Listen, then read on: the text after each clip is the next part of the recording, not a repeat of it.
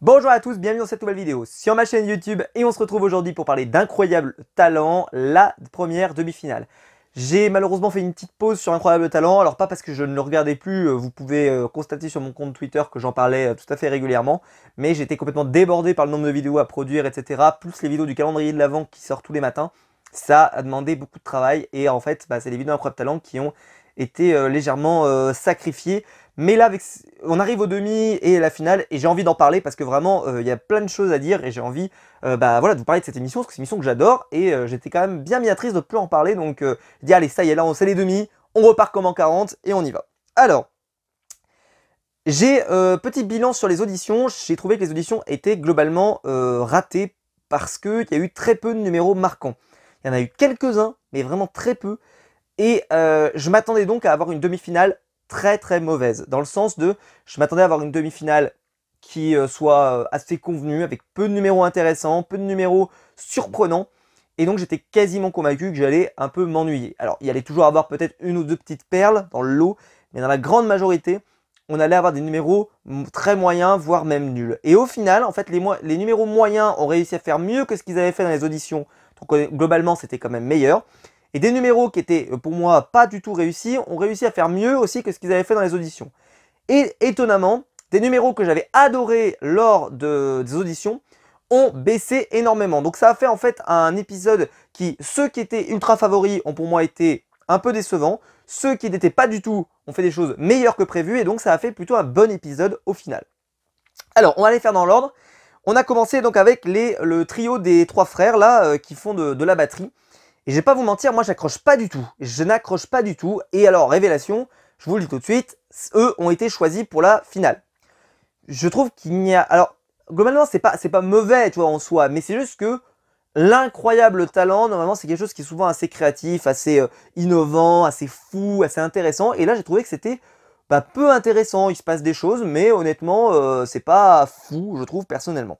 Et donc, j'ai été assez déçu rapidement de ce numéro, que je trouve qu'en plus, le premier, voilà, avait apporté certaines choses, mais sans plus. Là, celui-ci avait apporté des choses, mais sans plus. Voilà, c'est pas un numéro... c'est un numéro sympa, mais je comprends pas tellement pourquoi il a été sélectionné. En tout cas, ça me semblait pas aussi évident que ça allait être ce numéro-là.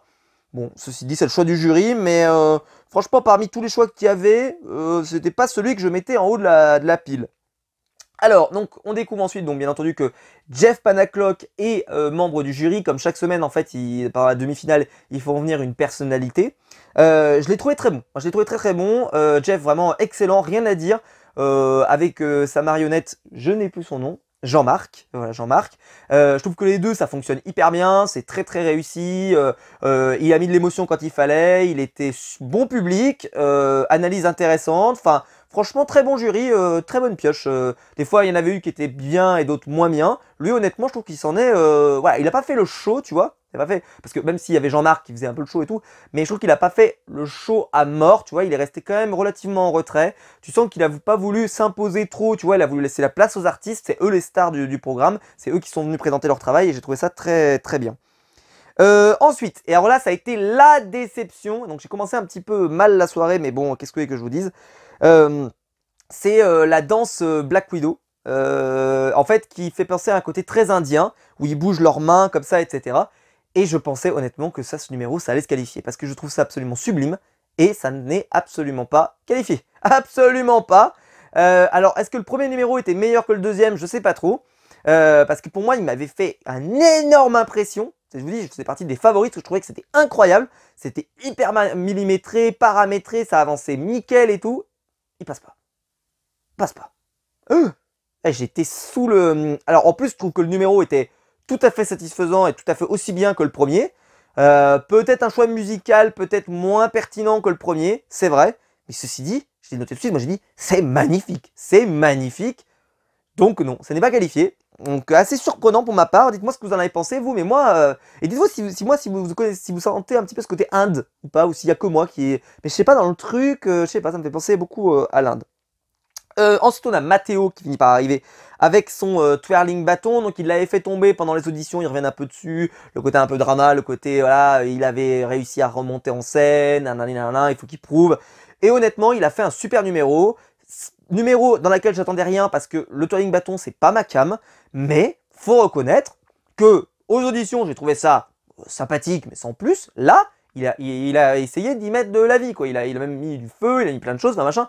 Je veux dire, franchement, il fait partie de ceux dont je pourrais dire, tu vois, contrairement au numéro précédent, qui avait fait, enfin, au même numéro, oui, au numéro précédent, qui a un peu déçu peut-être pour ça, en tout cas, qui était mon favori et qui n'a pas été pris. Lui, il n'était pas du tout favori, et honnêtement, il s'en est pas si mal sorti. Alors, il va y avoir donc tout un passage après, donc on va revenir un peu beaucoup sur Karine Le Marchand. Karine, elle a apporté que dalle sur cet épisode. Rien, rien, rien. Et il y a un moment, elle s'assied sur le canapé et elle commente ce qu'elle voit à l'écran.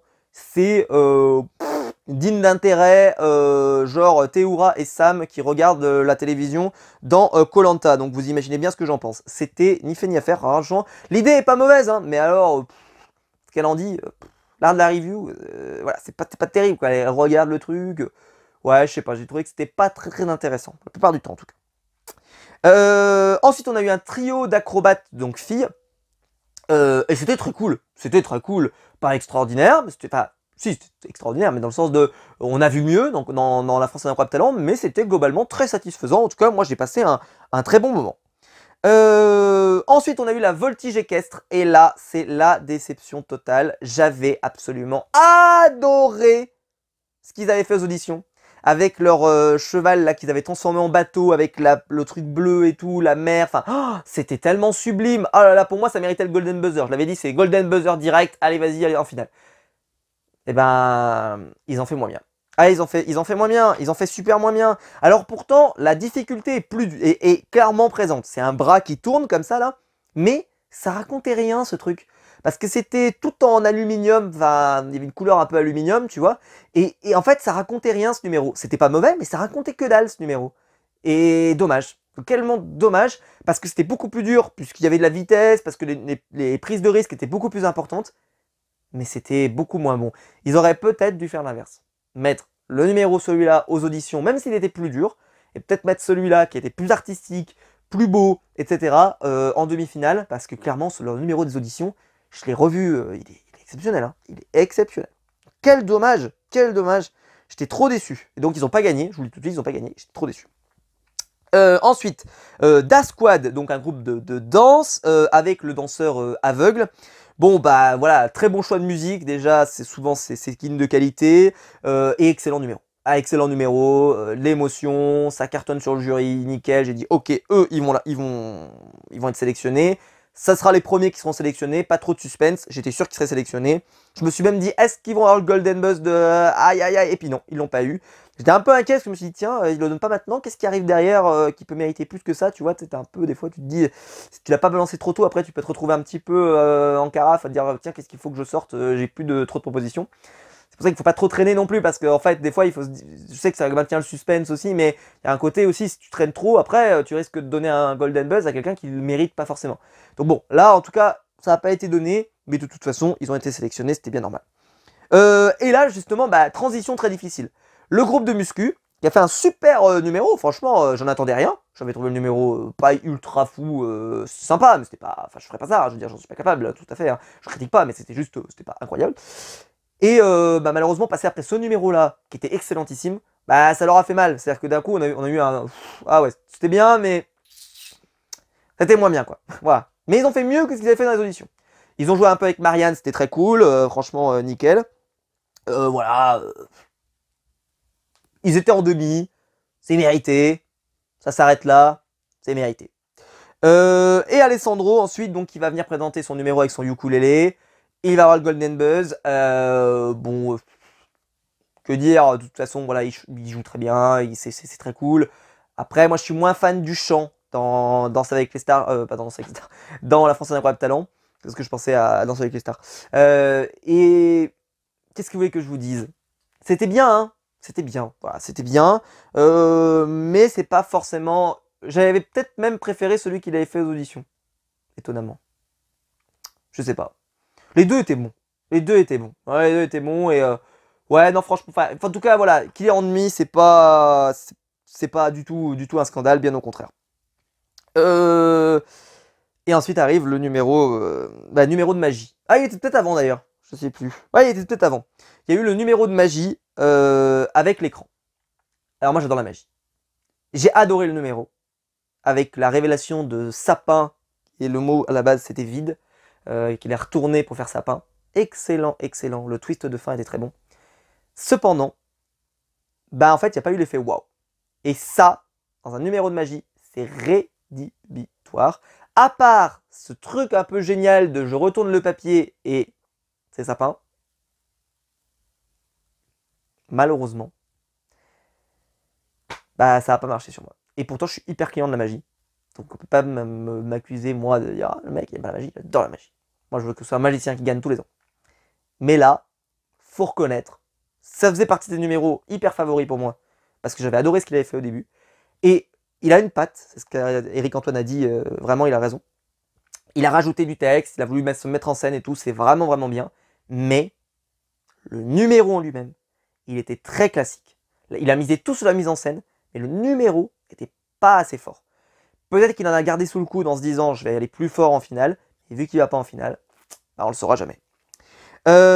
Ensuite, le numéro avec le mec qui met des choses sur son menton, tu te dis ça c'est en demi-finale, ça c'est en demi-finale. Normal, le monde va bien. Bon, alors faut reconnaître que, bon, le numéro, en audition, il était pas terrible pour moi. Mais bon, parce que bon, c'est quand même qu'un mec qui fait tenir des trucs sur son... Voilà, c'est pas génial, quoi. Et pourtant, bah là, avec la tronçonneuse et tout, bah ouais, ça envoyait quand même. C'était plutôt stylé, c'était fort et c'était spectaculaire, impressionnant. Ça ne mérite absolument pas d'aller plus loin. Mais un numéro, comme je vous l'expliquais au début en intro, qui promettait pas, bah au final, c'était pas si mal. Ensuite, on a un numéro de main à main, Fedor et Svetlana, c'est ça, avec un mât en plus qui était très bien, voilà, franchement pas de soucis. Bon, ça n'était pas non plus à tomber de sa chaise, mais franchement c'était cool. Ensuite, il y a l'humoriste en slip. J'ai fait putain ça aussi. Là, on a vraiment enchaîné un peu des numéros un peu moins bons. Je me suis dit tiens. Ça c'est en demi, putain, ça c'est en demi. Je suis en costume, mais vous inquiétez pas, ça va pas durer longtemps. C'est la première chose qu'il a dit. J'ai dit, bah moi ça m'inquiète justement. Moi ça m'inquiète. Donc ce numéro c'était sur le micro short. RAS les amis. Alors oui, il y avait un peu d'humour, c'était machin, mais RAS total. C'était sympa, hein. Ça a fait un bon bol d'air frais et tout, pourquoi pas. Mais clairement ça pouvait pas aller beaucoup plus loin. Ensuite, Sweet Darkness, qui est un numéro donc de cirque aérien. C'était un très bon passage. Ils ont fait un bon boulot. C'était bien. Il y avait une bonne alchimie entre les. Voilà, c'était cool. C'était peut-être pas le meilleur numéro qu'on a vu dans ce style-là, mais clairement, c'est un numéro typique de la France à un incroyable talent et pas de souci. Et ça va se qualifier d'ailleurs. Et Miss Dominique ne va pas se qualifier. Elle a fait un très bon chant, mais bon, c'était pas suffisant. C'était pas suffisant pour aller plus loin.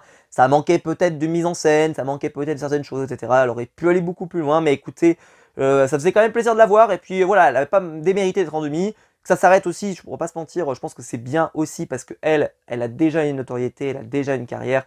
Dans l'absolu, tu te dis que c'est pas grave. Je veux dire, tu vois, elle gagne pas. Et puis, je pense aussi qu'il y a un petit côté, Marianne James, elle a été obligée de se mettre un frein à main. Parce que tu te dis, c'est un peu du favoritisme, je la connais, si je lui dis oui, alors que je dis pas oui à l'autre, etc., on risque de me tacler. Il y avait en plus d'autres propositions qui étaient meilleures, tu vois, donc à mon avis, elle était un peu morte dans le film. C'est-à-dire qu'elle pouvait pas aller beaucoup plus loin, parce que des questions d'objectivité, même si, de toute façon, c'est très subjectif comme avis, donc de toute façon, mais vu qu'ils sont 4, il est possible un peu qu'ils se soient dit, ouais, il y aurait une certaine forme de connivence, donc on va peut-être pas. D'ailleurs, Sugar Sammy, tu vois, le dit à un moment, il dit ouais, en plus c'était bien, mais c'était pas, voilà, tu vois, comme ça permet de justifier un petit peu que peut-être ils seront pas totalement d'accord, et voilà. En plus, elle le prend bien, nickel, tu vois, il n'y a pas de scandale, ça va nickel. Et donc, au choix du jury, donc Da Squad, Sweet Darkness et les frères batterie, enfin les frères qui font de la batterie là. Écoutez, pour l'instant, la sélection est pas si mal, hein, et bien sûr, celui qui fait du ukulélé, hein, qui a eu le Golden Buzz, lui par contre, c'est pas si mal. Honnêtement, c'est pas si mal. Mais je commence à être un peu inquiet, je pense qu'on aura peut-être pas de magie cette année. Voilà, qu'on n'aura pas de magie en finale, là je commence à me résigner un petit peu, parce que ce numéro-là, c'était celui que j'espérais le plus, et bah, il s'est pas qualifié, donc je pense que cette année, on va pas en avoir. Voilà, écoutez, j'espère que la vidéo vous aura plu. Dites-moi dans les commentaires ce que vous en avez pensé, quel numéro vous avez préféré, si vous avez aussi dur que moi ou pas du tout. Si la vidéo vous a plu, vous pouvez la liker, pour vous abonner, pour la partager sur les réseaux sociaux. Il y a le bouton rejoindre juste en dessous pour devenir membre de soutien, et je vous en remercie. Et quant à nous, on se retrouve demain matin pour la vidéo du calendrier, ou demain aussi normalement pour une vidéo Koh-Lanta. Donc n'hésitez pas à vous abonner pour ne pas rater ça. Il est possible d'ailleurs qu'il y ait 2 vidéos parce que j'ai une petite idée, mais on verra bien. Je garde la surprise. Si jamais j'arrive pas à le faire, je ne le fais pas. Si j'arrive à le faire, je le ferai. On se retrouve très vite pour une nouvelle vidéo. Ciao!